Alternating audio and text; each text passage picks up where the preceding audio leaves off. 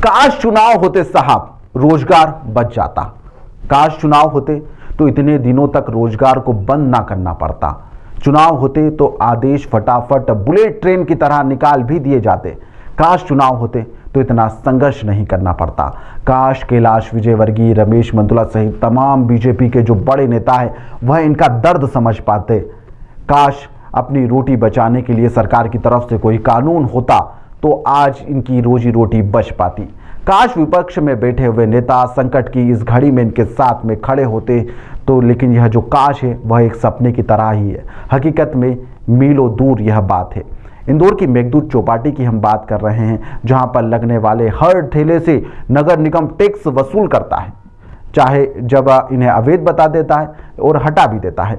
इंदौर में कोई भी बड़ा आयोजन होगा तो सबसे पहले जो गाज गिरती है वह जो मेघदूत चौपाटी है उस पर गिरती है। मेघदूत चौपाटी की याद आती है, उसे अवैध बता दिया जाता है, उसे हटा दिया जाता है।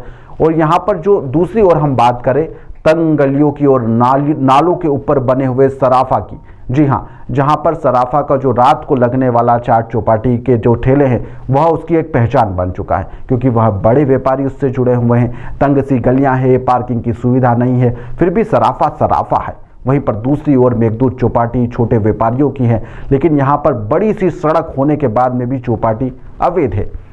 यहाँ पर निगम जो टैक्स वसूल रहा है वह एकदम लीगल है।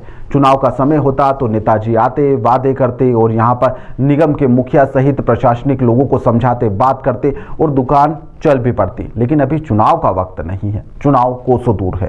खैर, विधायक रमेश मेंदोला जागे, कलेक्टर को ज्ञापन देने लोगों के साथ में पहुंचे, अपनी बात भी रखी, लेकिन आज भी मामला अधर में ही लटका हुआ है।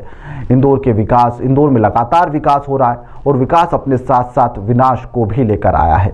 यह विनाश लोगों से उनकी आजीविका छीनने का भी काम कर रहा है।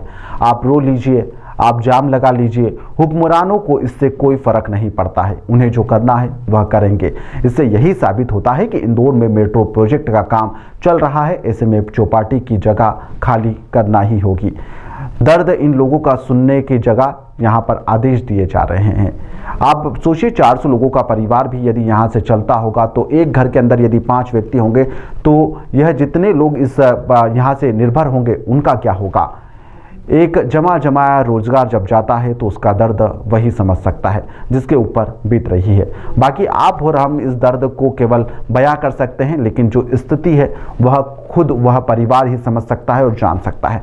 फिलहाल कुछ लोगों का दर्द सुनिए और विधायक रमेश मेंदोला ने इस मामले में क्या कहा है वह भी आप सुनिए। एक्चुअली हमारी मेघदूत चौपाटी हटी है और सबमिट की वजह से ये हटी थी और हमको उसके बाद पता था कि लग जाएगी, मगर अभी तक हमारी चौपाटी लगी नहीं है। काफी लोगों का घर बर्बाद हो रहा है। मतलब हमारे पास कोई सोर्स नहीं है दूसरा काम करने का या कमाने का, ना हमारे पास कोई दूसरी जगह है कि हम वहाँ पर जाके हमारे स्टॉल लगाए और खाने के लिए कुछ करें।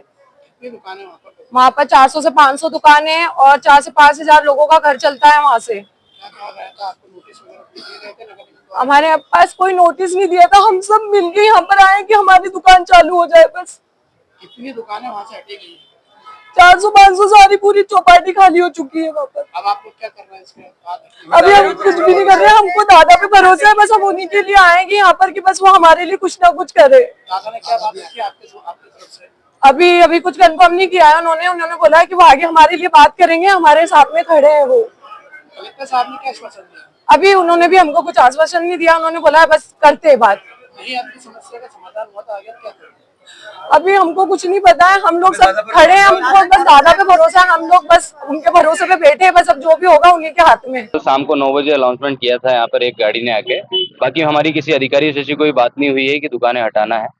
अभी बात होगी तब समझेंगे। हम तो पूरा सहयोग करने के लिए निगम का बैठे हुए हैं। बस यहाँ पर 5-7 हजार परिवार है, उसके साथ हित हो, अच्छा हो, बस यही चाहते हैं हम। तो सारी दुकान हट नहीं रही है, ऐसी कोई सूचना हमारे पास अभी नहीं आई कि हम दुकान हटा रहे हैं। हमसे अभी बात हो, नगर निगम का कोई अधिकारी आए तो उनसे हम बात करेंगे कि हम इसको सजा लेते हैं, हम इसको ऊपर कर लेते हैं, या फिर आप बोलेंगे तो हम हटा लेते हैं। पर यहाँ हटाने के बाद ऐसा भी होता है, कई बार बहुत सारे लोग बाहर के बदमाश आ जाते हैं कि हाँ मेरी दुकान लगेगी, यहाँ ऐसा होगा, यहाँ ऐसा होगा। तो हमारे साथ ऐसा नहीं हो, हमारा पूरा घर परिवार यहीं से चलता है। देखिए, नगर निगम का सहयोग तो हर कोई करना चाहता है और चौपाटी जब नगर निगम ने मतलब की ऐसी सूचना दी है तो चौपाटी वालों ने भी सहयोग किया है। चला G20 मीट हुआ है, तो उससे पहले कोई भी बाहर से हमारे मेहमान लोग आए हैं, चाहे महापौर का कोई आदेश हो, तो साफ सफाई को लेके मैं समझता हूँ कि हाँ भाई, जहाँ आप काम करते हैं वहां पे थोड़ी बहुत तो गंदगी होती है। साफ सफाई का जो भी रूल होता है हम उसको फॉलो करने के लिए तैयार हैं। आप चाहें तो बोल के कि भाई आप अपने काउंटर्स पीछे कर लें, तो पीछे करके अच्छे से सजावट भी हो सकती है। यहाँ पे हर चीज का सोल्यूशन है। लेकिन जैसे नगर निगम आई है कल 9 साढ़े 9 बजे, जैसे आनंद मिश्रा जी ने बताया, तो उस हिसाब से उनने सिर्फ यही चीज बोली है कि कल अपने अपने काउंटर और गुमती हटा लें। लेकिन एक चीज ये होती है कि अगर कोई भी चीज आपको करवानी है या लागू करवानी है